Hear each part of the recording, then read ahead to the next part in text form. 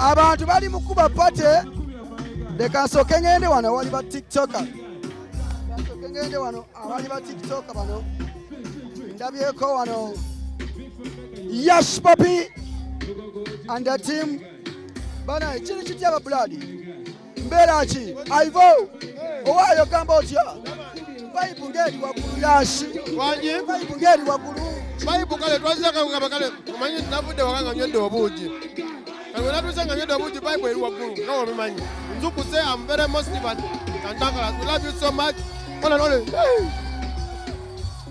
sopa chini chiti ya sopa chini chiti ya sopa ngabo chira bachiri Bible wakulu nyo twagala tetali bude wakonona yamani Ivo chali chiti ya ali steady chiri chitya tambula bitya bana bulungi nyo twalewo ne supportinga muganda wafoyo ngaffe ba tiktoka atuwanye emirimu era ffe tulina ffe tumusupporting ba tiktok enaku zino mubeera gyo mu vidiyo z'abayimbi abapegasa okulaba omugaso gwa tiktok omuntu atwala essaawa zino kikyoyinza omugamba tewenyumiriza mu tiktok sopa bana tiktok tugifunamu ebintu bingi era abo bagikozesa obulungi bagifunamu era kati uganda yonna erabye amakulu ga tiktok naye olaba n'abakadde n'abato bonna kwebaliso bajoining ekyalina buzibu yamaani lwaki musazawo ne mugamba mujje mu show ya fiiki ono munaye atuwa nnyo emirimu ku tiktok ennyimba ze yefe abakipushinga so naffe tugambye kati gye tumupushinge ne tugula tebo nga ba tiktok nejja ne tubeerawo muguza tebo yamaani ba tiktokers akasate mwekali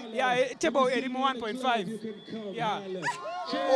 oli abalawo ku tiktok ba tiktok abagagga nnyo boolawano bonna balina ssente ku kyobumanya ng'okipise nnyo omuntu abeera n'anyoomanyoma ba tiktoka n'agamba abo nabo bali mu kuzanya buzanyi tebalina tiktok omulimu buli lulimba lwetuteekayo batusasula buli vidiyo gye tupostinga batusasula so kati mulimu gwaffe bano bonna boolaba babeera basasulwa so naffe tugamba owaaye kati sapootinga batusasula yamaani ati nga mwe like you a famous tiktoker in Uganda waliwo omwana akulaba essaawa zino ng'ali waka oyinza mugamba ki okulabika nti naye afunamu kyenyiza omugamba bambi wabanga dansi asigale ng'akola ekyo buli kyonna kyokola tiktok as long as bw'okola kikunyumira oyitawo akiwa obudde kijja kukola yamaani kikomeika mukwano gwange nnyo kikyosinga omwagalako banaye mwagalako alina omutima mulungi atwagaliza naffe tumwagaliza yandibadde ng'agamba nze ndisa sigenda basasula ne buli luyimba lwenkola olulwe ampa sente ate nga mukwano gwange ate makasente yes alikola bulungi yamaani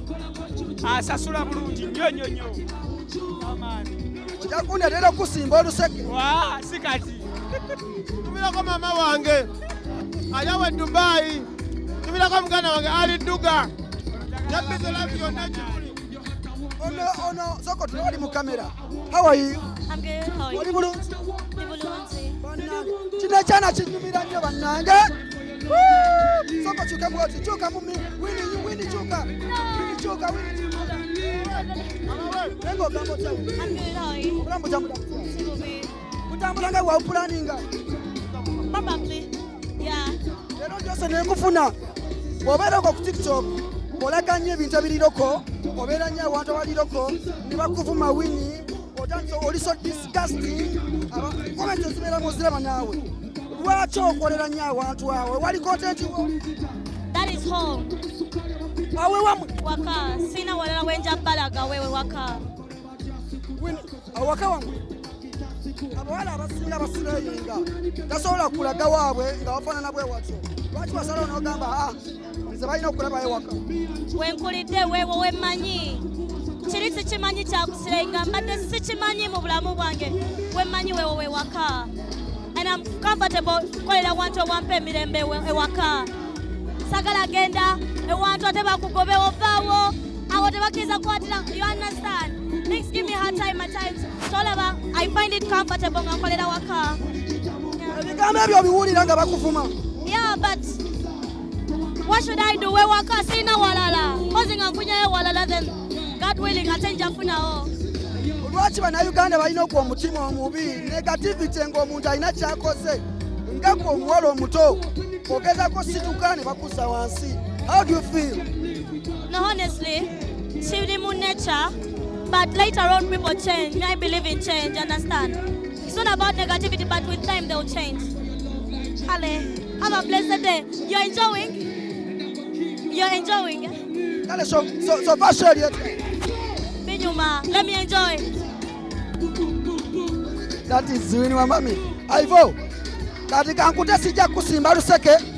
Nengo bana nja kunonyako ndikwefumitire. Oba ne sente. Ja kunonyako sawa nani kwefumitire. Gossiplive igenda tuzine. Guys, madede wano nakolwa lero eno tebo jola ba TikTok abagikuze. Basa kino kyaito kudugaza meza. Tumira begomba. Guys, bagala nnyo. Tobasimula. Posha nkutumiddeko. Posha soko je Posha. Posha soko je. Posha. Linda soko je kufune ku Posha. Posha. Atanyizo kena nga simu za ku Posha. Posha jangu. Posha jangu.